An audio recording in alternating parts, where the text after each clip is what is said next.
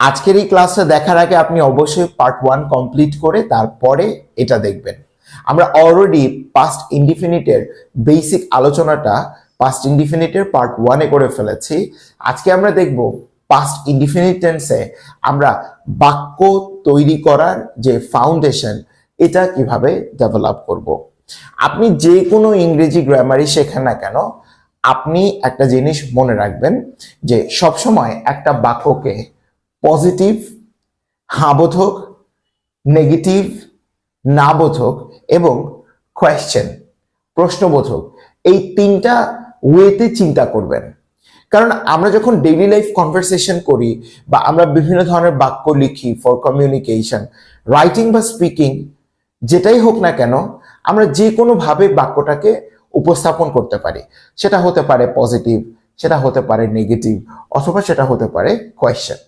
যেহেতু আপনি এখানে টেন্সের একদম গভীর থেকে শিখছেন, কাজেই আমি আপনাকে সাজেস্ট করব যে আমি আসলে এভাবেই শিখেছি, তো আমি চাই আমার স্টুডেন্টগুলো আমার কাছ থেকে এভাবে শিখুক। তো এই ক্ষেত্রে আমরা জানি সবাই যে পাস্ট সিম্পল টেন্সে ভার্বের পাস্ট ফর্ম হয়, এটা পজিটিভে। পাস্ট ইনডিফিনিট টেন্সে আমরা যদি নেগেটিভ করতে চাই অথবা আমরা যদি কোয়েশ্চেন করতে চাই, তাহলে আমাদের একটা অক্সিলারি নিয়ে আসতে হবে, সেটা হলো ডিড। ডিড অক্সিলারির পর যে মূল ভার্বটা বসে সেটা সবসময় প্রেজেন্ট ফর্ম হয়। এটা আপনি মনে রাখবেন যে পাস্ট ইনডিফিনিট টেন্সে আমরা যখন নেগেটিভ করি আমাদেরকে ডিড নিয়ে আসতে হবে, আর ডিডের পরে মূল ভার্বটা সবসময় প্রেজেন্ট ফর্ম হয়।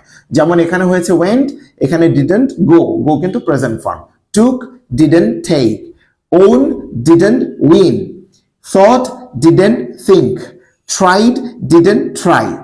আবার এখানেও আমরা যখন কোয়েশ্চেনে, আমরা জানি যে ইংরেজিতে প্রশ্ন করতে হলে কোয়েশ্চেন ফরম্যাটের আমরা সাবজেক্টের আগে অক্সিলারি বসায় দেব। দেখেন যেহেতু এগুলো সবগুলোই পাস্ট, এই ক্ষেত্রে আমি ডিড দিয়ে প্রশ্ন করেছি এবং প্রত্যেকটা সাবজেক্টের পরে ভার্বগুলো প্রেজেন্ট ফর্মে আছে। তাহলে এখন আপনাদের যেটা করতে হবে, বেসিকটা বোঝা শেষ, এবার এটা মনে রাখার জন্য, যে অনেকেই কিন্তু বেসিক বোঝে কিন্তু মনে রাখতে পারে না, এই জন্য আপনাকে কি করতে হবে, আমি একটা প্র্যাকটিস দেখিয়ে দিব।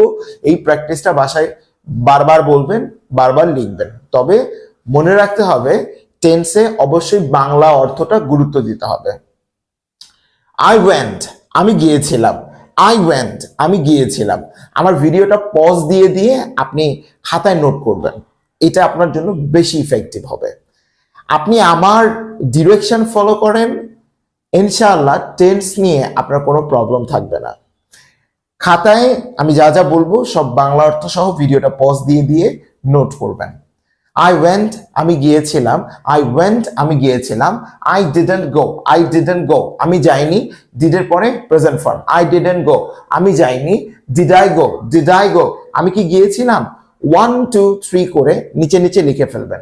আই দিয়ে একটা হবে, ইউ দিয়ে একটা হবে, উই দিয়ে একটা হবে, এরকম প্রতি 3টা বাক্যে একটা সেট হবে। সো আই ওয়েন্ট, আমি গিয়েছিলাম। আই ডিডন্ট গো, আমি যাইনি। ডিড আই গো, আমি কি গিয়েছিলাম। ইউ টুক, তুমি নিয়েছিলে। ইউ টুক, তুমি নিয়েছিলে। টেক মানে নেয়া, টেকের past form took. You took, তুমি নিয়েছিলে। ইউ ডিডন্ট টেক, তুমি নাওনি। ইউ ডিডন্ট টেক, তুমি নাওনি। Did you take, did you take, তুমি কি নিয়েছিলে।